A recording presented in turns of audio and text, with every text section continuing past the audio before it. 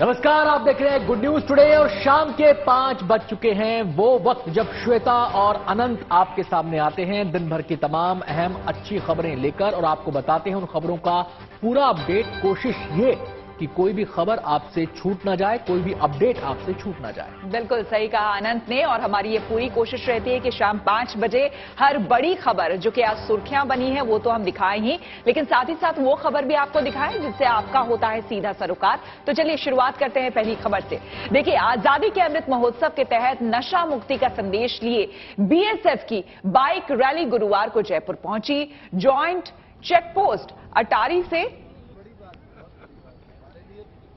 रवाना हुई बीएसएफ के जाबाजों की बाइक रैली का जयपुर पहुंचने पर जोरदार स्वागत किया गया। जयपुर में अमर जवान ज्योति पर आयोजित कार्यक्रम में बीएसएफ की डीआईजी कमांडर सहित अन्य अधिकारी भी मौजूद रहे। अमर जवान ज्योति पहुंचे बीएसएफ के जाबाज बाइकर्स ने बुलेट बाइक के जरिए एक से बढ़कर एक हैरतअंगेज करतब का प्रदर्शन किया। युवाओं को बीएसएफ से जोड़ने के लिए इसका आयोजन किया जा रहा है। इसमें बीएसएफ की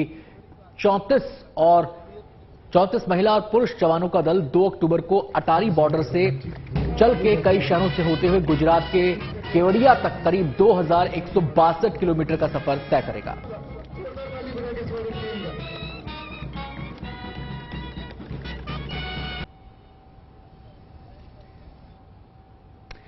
और अब खबर पंजाब की गोल्ड मेडलिस्ट गर्ल की। भटिंडा की रहने वाली हरनदीप कौर ने अपने मां बाप के साथ साथ शहर का भी नाम रोशन कर दिया है।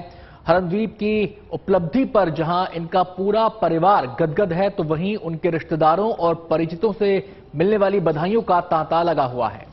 आपको बता दें कि असल में हरनदीप ने 10 मीटर एयर पिस्टल में गोल्ड मेडल हासिल किया है। यह मेडल उन्हें नेशनल लेवल के मैच में मिला है। हालांकि हरनदीप का मानना है कि इस मेडल के लिए उन्हें दिल्ली, चंडीगढ़ जैसे शहरों में प्रैक्टिस के लिए रुक करना पड़ा है।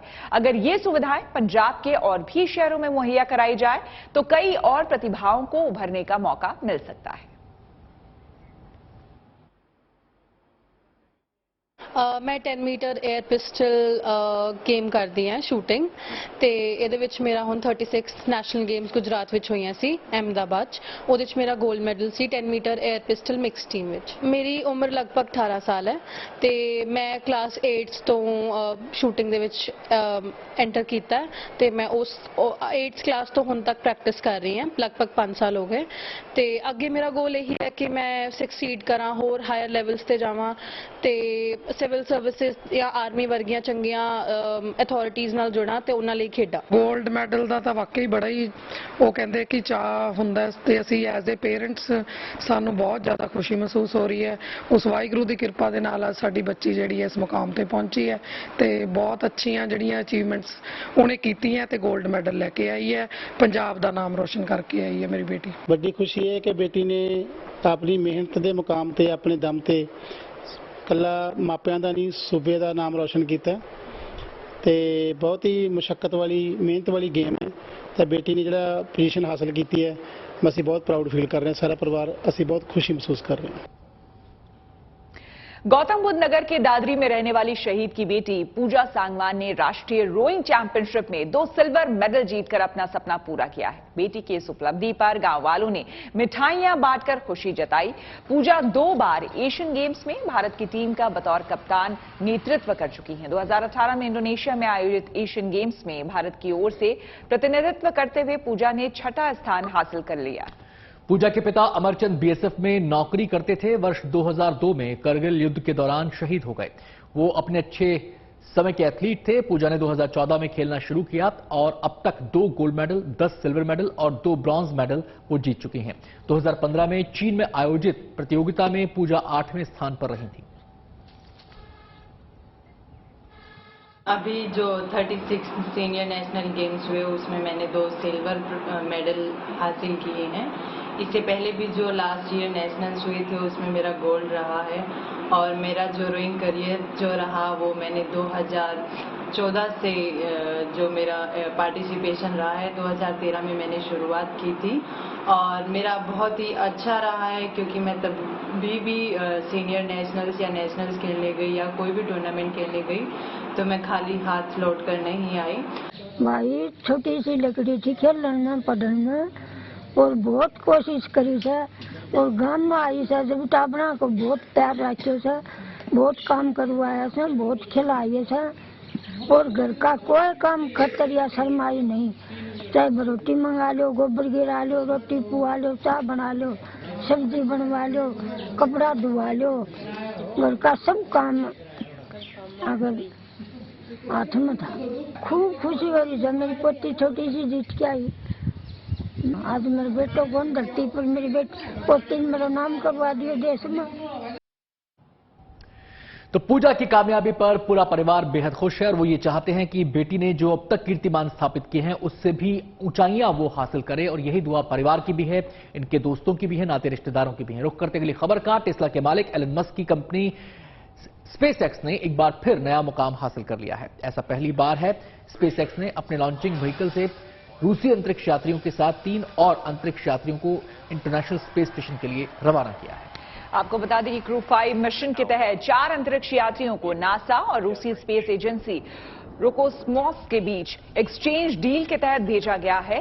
फाल्कन 9 रॉकेट के टॉप ड्रैगन स्पेसक्राफ्ट को फ्लोरिडा में नासा के कैनेडी स्पेस सेंटर से लॉन्च किया गया। भारतीय समय अनुसार लॉन्च पैड 39A से मिशन को सुबह 9:30 पर लॉन्च किया गया। क्रू 5 मिशन में 2 अमेरिकी, 1 जापानी और 1 रूसी एस्ट्रोनॉट शामिल हैं। इनमें नासा के एस्ट्रोनॉट निकोल मान और जोश कसाडा शामिल हैं, जो मिशन कमांडर और पायलट के रूप में काम कर रहे हैं। वहीं जापान एयरस्पेस एक्सप्लोरेशन एजेंसी के एस्ट्रोनॉट कोइची वकाटा और रोकोस्मोस के एस्ट्रोनॉट अन्ना कीना मिशन विशेषज्ञ के रूप में काम करेंगे। आपको बता दें कि नासा ने यह बताया है कि फाल्कन 9 रॉकेट की मदद से क्रू ड्रैगन एंड्योरेंस 17,500 मील प्रति घंटे की रफ्तार से 29 घंटे में इंटरनेशनल स्पेस स्टेशन पहुंचेगा। नासा के मुताबिक इसे इंटरनेशनल स्पेस स्टेशन के साथ एक इंटरसेप्ट कोर्स पर रखा जाएगा। स्पेस में पहुंचकर क्रू 5 200 से ज्यादा साइंस एक्सपेरिमेंट करेगा।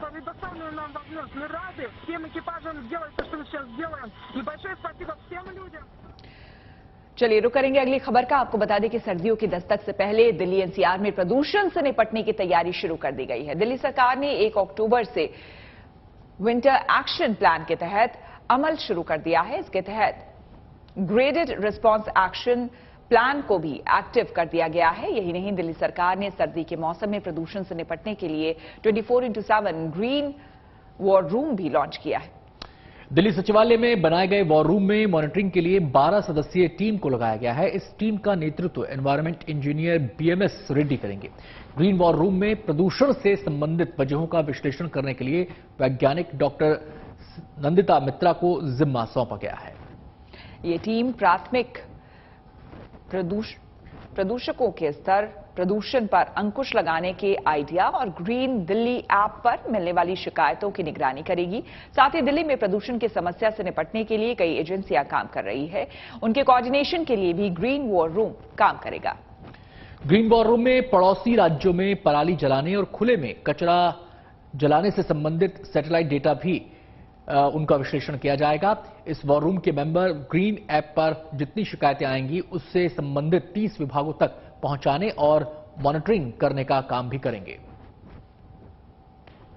ग्रीन वॉर रूम शुरू किया जा रहा है। इस ग्रीन वॉर रूम में 12 मेंबर्स काम करेंगे। जो 12 मेंबर्स कमेटी जो इसमें काम करेगी, जो टीम काम करेगी, उसमें इसके इंचार्ज डॉक्टर BMS रेड्डी को बनाया गया है, जो एनवायरमेंटल साइंटिस्ट हैं। ग्रीन दिल्ली ऐप से जितने डेटा आएंगे, कंप्लेन आएगी, उनको दिल्ली के जो 30 डिपार्टमेंट्स हैं अलग अलग, उन तक पहुंचाना, उसको मॉनिटर करना और उसके इम्प्लीमेंटेशन को इंश्योर करने के लिए काम करेगी। चारधाम यात्रा से जुड़ी ये अहम खबर आपको बता दें। रिकॉर्ड तोड़ श्रद्धालुओं को दर्शन मिलने के बाद अब वो तारीख आ गई है जब केदारनाथ धाम के कपाट बंद कर दिए जाएंगे। शीतकाल में बाबा केदार प्रवास पर जाते हैं। यही वजह है कि कपाट बंद होने की तारीख का ऐलान किया गया है। 27 अक्टूबर को केदारनाथ के कपाट बंद किए जाएंगे। आपको बता दें कि 27 अक्टूबर को भैया दूज पर्व पर तुला लग्न में प्रातः 8 बजे शीतकाल के लिए बंद कर दिए जाएंगे ये कपाट। कपाट बंद होने के बाद भगवान केदारनाथ की पंचमुखी चल विग्रह उत्सव डोली धाम से रवाना होगी तथा प्रथम रात्रि प्रवास के लिए रामपुर पहुंचेगी और 29 अक्टूबर को शीतकालीन गद्दी स्थल ओंकारेश्वर मंदिर में विराजमान होगी।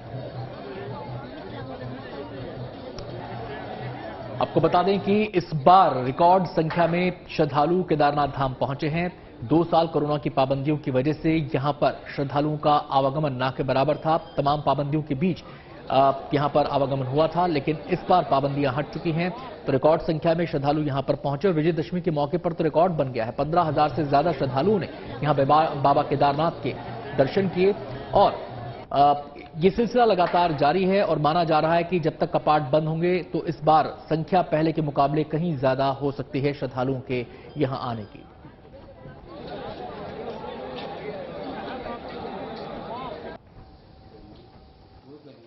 केदारनाथ जी का जो कपाट भैया दूज का दिन शुभ मुहूर्त में कपाट बंद हो जाएगा।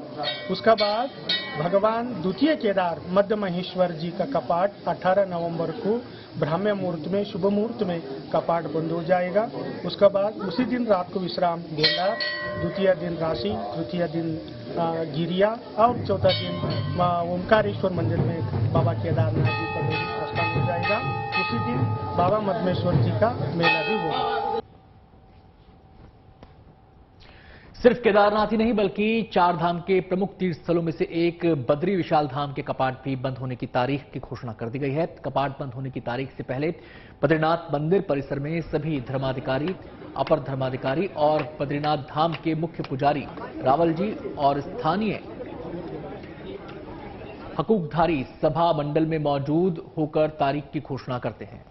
आपको बता दें कि इस साल बद्रीनाथ धाम में रिकॉर्ड तोड़ तीर्थयात्री पहुंचे हैं। लगभग 14,20,000 से भी अधिक तीर्थयात्री पहली बार बद्रीनाथ धाम पहुंचे, जो अपने आप में एक नया रिकॉर्ड है। इसे लेकर स्थानीय हक हुकूकधारी भी काफी उत्साहित है। अभी लगभग 45 दिन की यात्रा बची हुई है। ऐसे में और अधिक यात्रियों के आने की पूरी संभावना जताई जा रही है। राजस्थान के फतेहपुर शेखावटी में इन दिनों भक्तों की भारी भीड़ उमड़ रही है। यहां दुजाटी बालाजी मंदिर में श्रद्धालु दूर दूर से पहुंच रहे हैं। इनमें भी खासकर पंजाब, हरियाणा से रोजाना हजारों श्रद्धालु मत्था टेकने और दर्शन करने आ रहे हैं। इसके अलावा कई और राज्यों से यहां आने वाले श्रद्धालुओं की कमी नहीं है। असल में दोजांटी के बालाजी का 31वां स्थापना दिवस मनाया जा रहा है। इस मौके पर बालाजी का विशेष श्रृंगार कर महाआरती की गई। वहीं राजस्थान विधानसभा में उपनेता प्रतिपक्ष राजेंद्र राठौड़ ने भी बालाजी की पूजा अर्चना कर प्रदेश में सुख शांति की प्रार्थना की।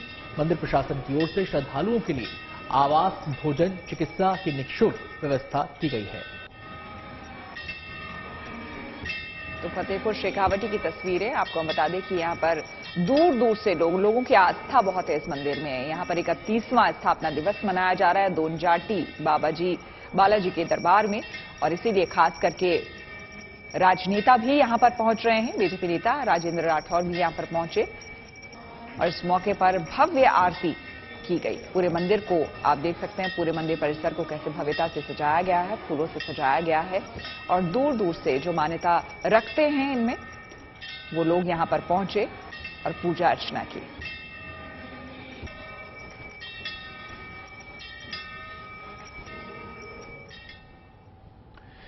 दुनिया घूमने की चाहत किसे नहीं होगी, लेकिन घूमने के लिए सवारी क्या होनी चाहिए ये तो जरूर सोचने वाली बात है। अमेरिका के लखविंदर सिंह ने शायद ये नहीं सोचा और अपनी कार से ही निकल पड़े अमेरिका से हिंदुस्तान की तरफ और हजारों किलोमीटर का सफर तय कर डाला। बिल्कुल, आपको बता दें कि जालंधर पहुंचे लखविंदर ने यह सफर 1.5 महीने में तय किया है। अमेरिका के सैक्रामेंटो से चले थे। इस सफर में इन्होंने 20 देशों की सीमा पार की और 20,000 किलोमीटर से ज्यादा दूरी तय की। केवल अमेरिका से ब्रिटेन तक इनकी कार समुद्री जहाज के जरिए आई, बाकी सफर इन्होंने सड़क मार्ग से ही तय किया। तो अपने आप में ये जुनून है और इस जुनून की बदौलत ही लोग ऐसा कर पाते हैं, नहीं तो ये आसान नहीं है। आनंद जी बिल्कुल। लखविंदर अमेरिका से Britain, Belgium, France, Germany, Austria, Switzerland, Hungary, तुर्की, ईरान और पाकिस्तान होते हुए अपने वतन हिंदुस्तान पहुंचे हैं और जब ये हिंदुस्तान पहुंचे तो वो सुकून, वो जोश इनके चेहरे पर साफ तौर पर नजर आ रहा था। जिस कार को आप टीवी स्क्रीन पर देख रहे हैं, ये वही कार है जिसके जरिए इन्होंने इतना लंबा सफर तय किया है। बिल्कुल, लखविंदर की माने तो उनका परिवार इसके खिलाफ था। वो नहीं चाहता था ऐसा, खास करके पाकिस्तान के रास्ते जाने से। लेकिन लखविंदर अपने सफर में सबसे ज्यादा वक्त के लिए पाकिस्तान में ही रुके और उसके बाद अपने देश भारत पहुंचे, जलंधर। ਇਹ ਸਾਰਾ ਦਿਮਾਗ ਕਰੋਨਾ ਹੀ ਲੈ ਗਿਆ ਐਕਚੁਅਲੀ। ਕਰੋਨਾ ਜੀ ਆਇਆ, ਕੁਝ ਕਰਨ ਨੂੰ ਨਹੀਂ ਸੀ ਤੇ ਘਰੇ ਬੈਠੇ ਸੀ, ਨਾ ਕੋਈ ਟੀਵੀ ਦੇ ਨਿਊਜ਼ ਆ ਰਹੀ, ਕੁਝ ਨਹੀਂ ਆ ਰਿਹਾ ਸੀ। ਮੈਂ ਸੋਚਿਆ ਚੱਲ ਕੁਝ ਕਰੀਏ ਵੱਖਰਾ। ਇਸ ਤੋਂ ਵੱਖਰਾ ਮੈਨੂੰ ਕੁਝ ਲੱਗਾ ਨਹੀਂ ਜੀ। ਮੈਂ ਬਾਈ ਰੋਡ ਚੱਲਦੇ ਜੀ ਇੰਡੀਆ ਨੂੰ ਤੇ ਬਸ ਫਿਰ ਲੱਗ ਗਏ ਮੈਨੂੰ ਐਕਚੁਅਲੀ 3 ਸਾਲ ਲੱਗੇ ਪਲਾਨ ਕਰਦੇ ਨੂੰ। 3 ਸਾਲ ਬਾਅਦ ਮੈਂ ਕੰਪਲੀਟ ਕੀਤਾ ਟੂਰ ਆਪਣਾ। ਧਿਆਨ ਲੱਗਾ 1.5 ਮਹੀਨਾ ਲੱਗਾ ਮੈਨੂੰ ਟੂਰ ਤੇ ਰਹਿੰਦੇ ਨੂੰ। ਬੜਾ ਵਧੀਆ ਟੂਰ ਸੀ ਭਾਜੀ। ਮੈਂ ਸੈਕਰਾਮੈਂਟੋ ਰਹਿਣਾ, ਕੈਲੀਫੋਰਨੀਆ ਦੀ ਕੈਪੀਟਲ ਹੈ ਸੈਕਰਾਮੈਂਟੋ। ਉੱਥੋਂ ਲੰਡਨ ਤੋਂ ਮੈਂ ਬੈਲਜੀਅਮ ਤੋਂ ਪੈਰਿਸ ਤੋਂ ਜਰਮਨ, ਸਵਿਸ, ਆਸਟਰੀਆ, ਛੋਟੇ ਕੰਟਰੀ ਵਿੱਚ ਬਹੁਤ ਆ ਜਾਂਦੇ ਆ ਜਿਹੜੇ ਮੈਂ ਅੱਧੇ ਘੰਟੇ ਕ੍ਰਾਸ ਕਰ ਗਿਆ। ਅੱਛਾ, तो पता लगा नहीं मैं कंट्री क्रॉस भी कर गया। यात्रा की बात तो हो गई, अब जरा हीरे की खोज को भी देख लेते हैं। पन्ना में खदान का पट्टा लेने वाले नोएडा के एक कारोबारी की लॉटरी लग गई। खनन के दौरान मिले एक हीरे ने एक झटके में उनके हाथों में लाखों रुपए थमा दिए हैं। हालांकि ये हीरा फिलहाल सरकारी विभाग में जमा कराया गया है। विभाग ने भी माना है कि जो हीरा खनन के दौरान मिला है वो बेस्ट क्वालिटी का है, जिसे नीलामी के लिए रखा जाएगा। आपको बता दें कि नोएडा के रहने वाले राणा प्रताप ने अपनी पत्नी मीना के नाम एमपी में पन्ना जिले में खनन का पट्टा लिया था, जहां सिसवाहा इलाके में भरका में खनन का काम कराया जा रहा था। 6 महीने के खनन के बाद 9.64 कैरेट का हीरा हाथ लग गया, जिसकी अनुमानित कीमत 40 लाख रुपए बताई गई है। राणा प्रताप ने इसके बदले मिलने वाली रकम से गरीब बच्चों के मदद का भरोसा दिया है, साथ ही अपने बिजनेस को आगे बढ़ाने की बात कही है। हमने वन और राजस्व के अधिकारियों में संयुक्त बैठक रखी है। इस मुद्दे को उनके साथ डिस्कस किया जाएगा और जो अगर कोई अवैध उत्खनन हो रहा है तो संयुक्त टीम बना के पुलिस के साथ पुलिस फॉरेस्ट और रेवेन्यू की टीम सघन निरीक्षण करेगी और उनके खिलाफ कार्रवाई की जाएगी। कोई किसी को खनन के पट्टे कहीं नहीं दिए हैं, अगर कोई है तो हमारे समक्ष में शिकायत प्रस्तुत करे, उसके खिलाफ कार्रवाई करेंगे। वन विभाग के अधिकारियों ने अभी तक कोई हमसे मदद नहीं मांगी है। उनको जो भी मदद की आवश्यकता होगी तो उनको मदद तत्काल पहुंचाई जाएगी। त्योहारों का सीजन कई परिवारों के चेहरों पर खुशी लेकर आया है। कोविड की पाबंदी हटने से त्योहारों का उत्साह दूना हो गया है। कुछ ऐसा ही माहौल भारत के सबसे चर्चित पटाखा बनाने वाले शहर शिवकाशी में भी देखने को मिल रहा है, जहां इस बार दिवाली की तैयारी बड़े जोर शोर से चल रही है। हालांकि एक सच ये भी है कि पटाखों को लेकर लोगों में जागरूकता बढ़ी है, लेकिन फिर भी छोटे शहरों में कमाई की उम्मीद कायम है। शिवकाशी में पटाखा कारोबारी इस बार दिवाली के त्योहार को लेकर खासे उत्साहित हैं। व्यवसाय से जुड़े कारोबारी और मजदूरों को लग रहा है कि इस सीजन में पटाखा कारोबार में आय मंदी दूर हो सकेगी। यही वजह है कि यहां जोर शोर से पटाखे तैयार किए जा रहे हैं। हालांकि कच्चे माल की कीमत बढ़ने से एक बार पटाखे महंगे होने की आशंका जाहिर की जा रही है, लेकिन कारोबारियों को भरोसा है कि बिक्री में कमी नहीं आएगी। இந்த வேலை வந்து 10 வருஷம் இங்கே வேலை பார்த்துருக்கேன். வேற வேலை பார்க்கலாம்னா பட்டாசு வேற வேலையில தெரியாது, இந்த வேலை தான் தெரியும். இப்போ கொஞ்சம் பரவாயில்லாமல் கொடுக்குறாங்க. இந்த ஒரு மாசமா வேலையில் நல்லா கொடுக்குறாங்க. இவ்வளோ நாள் வேலை இல்லாமல் வீட்டில் கிடந்தோம். கொரோனா வந்து அதனால இப்போ இந்த ஒரு 2 மாசமாக தான் வேலை தராங்க. ரொம்ப கஷ்டப்பட்டு இருக்கோம். பரவாயில்லாமல் இது ஓடுது வளர்ப்பு. இதை நம்பி தான் நாங்களும் பிள்ளை குட்டியாட இருக்கோம்। बुधवार को देश भर में विजयदशमी का त्योहार मनाया गया, लेकिन उत्तर भारत में कई शहरों में हुई जोरदार बरसात ने त्योहार का मजा थोड़ा फीका कर दिया, या कहें इस त्योहार को भिगो दिया। हालत यह है कि दहन के लिए रावण कई शहरों में भीग गए। भीगने की वजह से उन पुतलों के पांव उखड़ गए या फिर गल गए। कुल मिलाकर रावण दहन जैसे तैसे हो पाया, जलने की बजाय प्रतीकात्मक दहन से ही काम चलाना पड़ा। बारिश ने उत्तर प्रदेश के कई शहरों का हाल बेहाल कर दिया, लेकिन गोंडा जिले से एक बेहद दिलचस्प तस्वीर दशहरा पर सामने आई, जहां रावण और रामलीला के किरदारों को गाड़ियों के ऊपर छाते के साथ मंचन के लिए ले जाया गया और सड़क पर आए सैलाब और बरसते पानी के बीच राम और रावण का युद्ध होते हुए देखा गया। हालांकि इसके बाद रावण दहन हो सका या नहीं ये कहना मुश्किल है, लेकिन राम रावण के इस युद्ध की तस्वीरें जरूर वायरल हो रही है।